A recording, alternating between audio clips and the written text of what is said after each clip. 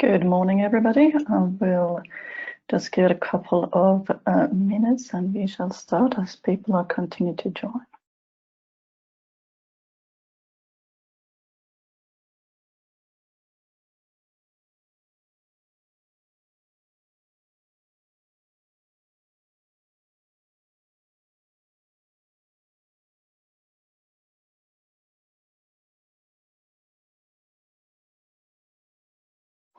Good morning, good afternoon, and thank you for joining today's webinar on rocket route tips and tricks.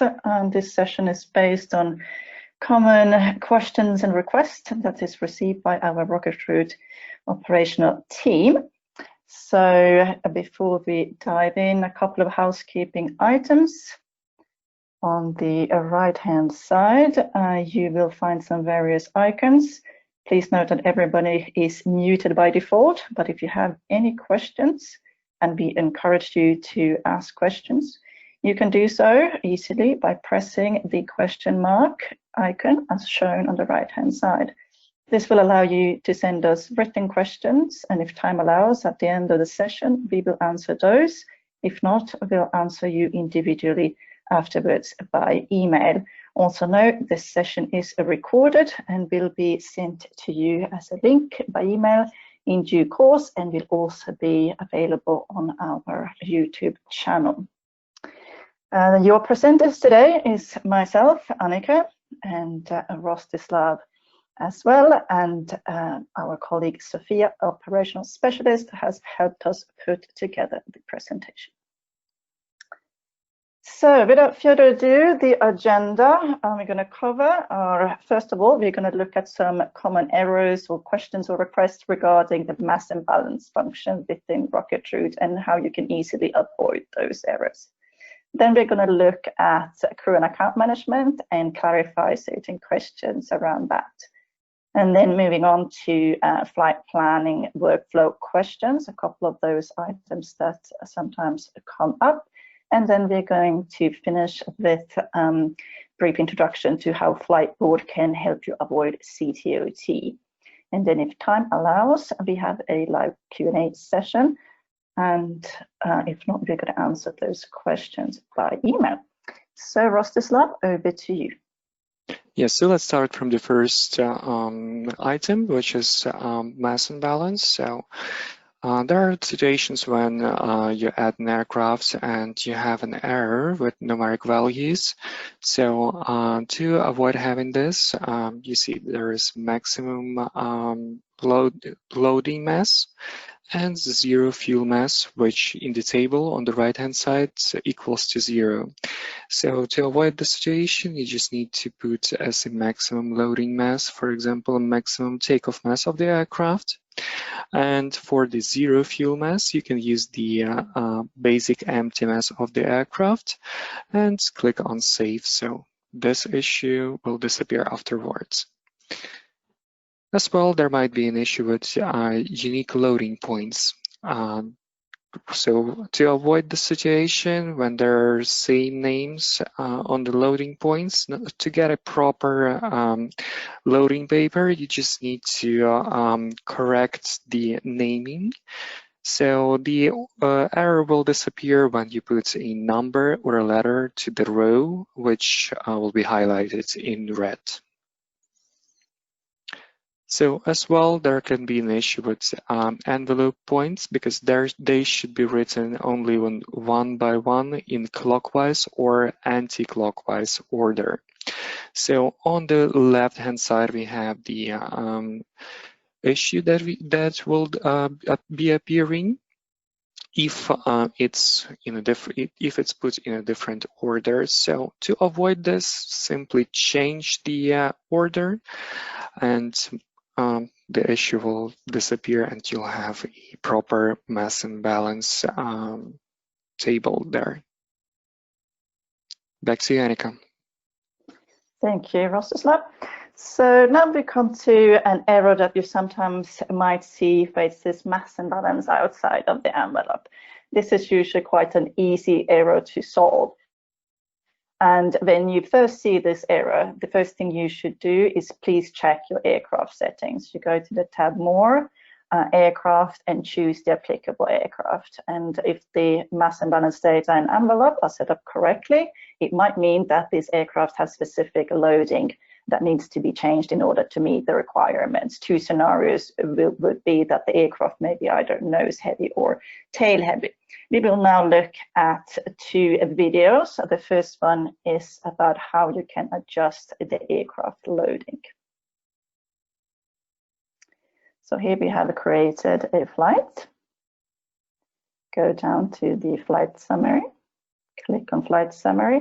You can now see this error that mass and balance outside of the envelope, and the load sheet on your right-hand side shows the same. Go into your mass and balance table,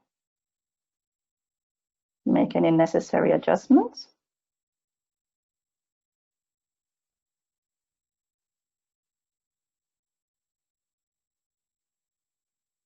Press apply and recalculate. And now we have a correct load sheet.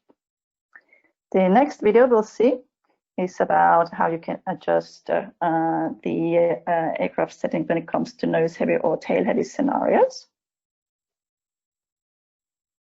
Similarly, create the flight, go to summary. We have the error, and here you can clearly see the error, the load sheet.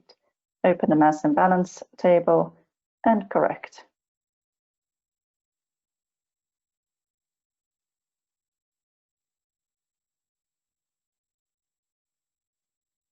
Apply and recalculate, and we no longer have this error. On the next topic, we are going to look at inconsistency between fuel performance and mass and balance settings that can cause errors. We're going to look at two examples. The first example, let's suppose that this maximum takeoff mass for this PC-12 is set up at 10,450 pounds, and the user loads it to maximum. Now we're going to go into the advanced performance table. And there we can see that we do not have data for that pound. We have it up to 10,400 only. What will this do? As you can see for the next slide, we get a lot of errors on the flight log. You can see here that the whole performance data missing for climb at different flight levels, and you can all see this in the remarks. As a result, you can either reduce payload or fuel load and make the takeoff mass equal or less than the available maximum in fuel performance profile, or reduce the maximum takeoff mass in the mass and balance section for this aircraft. However, we encourage you to send us your complete POH, your operational handbook, so we can update the profile for this aircraft so you no longer have this problem in the future. And then we have a second example. In this case, we only have data for descent missing for maximum takeoff mass. The data was available only for 8,000 pounds, while maximum takeoff mass was 8,645 pounds. It's possible that it cannot burn the 645 pounds of fuel before the descent is started. Therefore, the calculation for climb and cruise works fine, but fails for descent due to missing data. Again, you have two possible quick solutions. You can reduce the payload or fuel uplift if that is possible, or change the route flight levels to avoid early descent. The next topic I'm going to talk about is errors that can appear due to ISA setup. Sometimes you will see these errors in the flight summary as well in the flight log. For those you cannot see this, it says calculations could not be completed. The preset power profile data is not available, and no fuel flow available for temperatures above ISA 10. This error means that the applicable weather or mass conditions for your aircraft does not have completed performance data. So if on next page, we can see that for this particular power setting that we had, we do not have ISA plus 20 data, and therefore you are getting this error. And we have a similar example on the next slide. This is due to mass, and we have data missing for this particular mass at ISA plus 24 of the first climb. On the next slide, we will see the missing data. And to use possible solutions here would be to use another power setting for this particular stage if wider data range is available for such power setting. You can also always send us your POH data so that we can update it if the data is available. And again, on the next slide, I'll reiterate that it's very important that we correctly set up your advanced performance data, and we do that based on the performance tables available in your operational handbook. And if you want to start this process, you can please contact support@rocketroot.com, or if you have any questions around that process. Next, Rostislav will talk about crew and account management. Yes, so there is possibility for our business users to have their crew accounts. So a master accountant can have multiple crew under his account, and if it creates an individual account for each crew member. So the crew member inherits all the functional from the master account, since this is like clear account and it doesn't have like its own functional and permission sets. So the situation when there are two master accounts and they have only one same crew won't be available with Rocket because this might conflict with the functional set of those master accounts, and the crew account won't work properly. So in such cases, you would need to create a new account, even that if then that is the same user. The sub account can have his own sub accounts because he doesn't have the functional to share with, since he inherits all the functional from the master account. So that is why the situation when there is a crew under a crew is not possible as well. So passing to the crew roles. So we have different crew functionality, which is depending on the crew role itself that gives by a master account. So the role has some accesses functionality. As we can see here, the widest functionality is available in the super crew role, and the most restricted by functionality is crew with briefing pack only. So over on the top, you can see the functional, which is available for all the crew roles that we have. So for example, a dispatcher can view all flight plans, can edit the aircraft settings, can add an aircraft, can create a new user, so to create a crew account, for example, and can edit active flight plans, send change messages, or bring it forward. But he can't be set up as a crew member on the flight itself. So as well, like the lowest one, crew with briefing only, by this functional, you can avoid sending information which is not needed for your crew member. So he will have only the briefing pack and the flight log for his flight, and that's the maximum restricted one. So let's say you set up the crew role in a non-proper way. How you can manage this? So it's very simple. You just need to log in under the master account, or for example, under the dispatcher account or super crew. Go to more, crew and passengers. Then you'll see the functional that you see on the screen right now. So by clicking on edit button, you'll be able to edit the role and change it in a way that your crew member needs the access to. Back to you, Annika. Thank you, Rusty.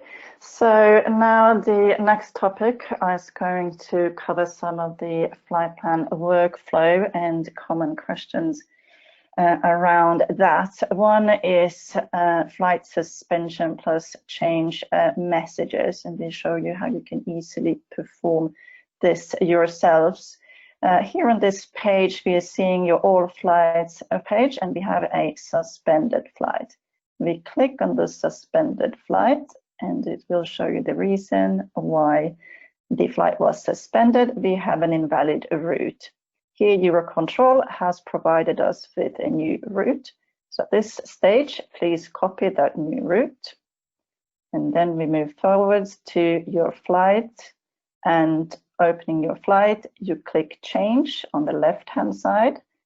Clicking change will open the step 1 in the flight planning process. Here, you now only need to paste in your copied route into the route box and validate and update the flight plan, which will change a change message, and your file will be filed, and flight plan will be filed and active.